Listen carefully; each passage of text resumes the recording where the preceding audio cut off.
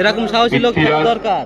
দাদা আমার আমাদের সব এসে যাবে ভাই। এখানে উপস্থিত আছেন উত্তর 24 পরগনা জেলা কমিটির সদস্য ডক্টর সাবির ভাই, এখানে আর এক এই বিধানসভার অবজারভার মফিজুল ভাই সহ যারা এই বিধানসভার কর্মী, সমর্থক, লিডার, নেতৃত্ব, দোকানে বসে থাকা, ছাদের উপরে বসে থাকা, মাইকের আওয়াজ যতদূর পর্যন্ত যাচ্ছে, Trinamool, CPM, Congress, RSP, forward block, BJP, প্রতিটা ভাইকে সংগ্রামী অভিনন্দন জানিয়ে দু একটি কথা।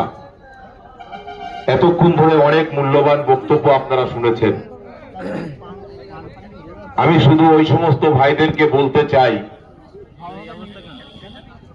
যে এত ভয়টা কিসের? ঝান্ডা তো আপনিও লাগাবেন, তৃণমূল লাগাবে, সিপিএম লাগাবে, কংগ্রেস লাগাবে, বিজেপি লাগাবে, আইএসএফও তো লাগাবে। অধিকার তো সবার। আপনি আপনার জায়গায় ঝান্ডা লাগান, আপনি আপনার মতো করে প্রচার প্রসার করুন, আপনার প্রোগ্রাম, আপনার মিটিং, আপনার মিছিল, আপনার সবকিছু বজায় থাকবে। আর ইন্ডিয়ান সেকুলার ফ্রন্ট গেট লাগাতে গেলে আপনার রক্ত জ্বলবে।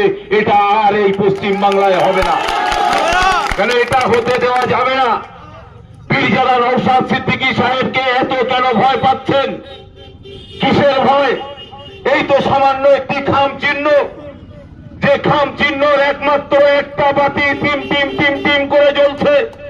সারা পশ্চিম বাংলার যতগুলো বিধায়ক আছে, প্রত্যেকটা বিধায়কের ঘুম হারাম করে দিয়েছে এই একমাত্র বাতি, একমাত্র সাধানী লঙ্কা, সেই পীরজাদা নওশাদ সিদ্দিকী সাহেব। আজকে সেই একমাত্র পীরজাদা নওশাদ সিদ্দিকী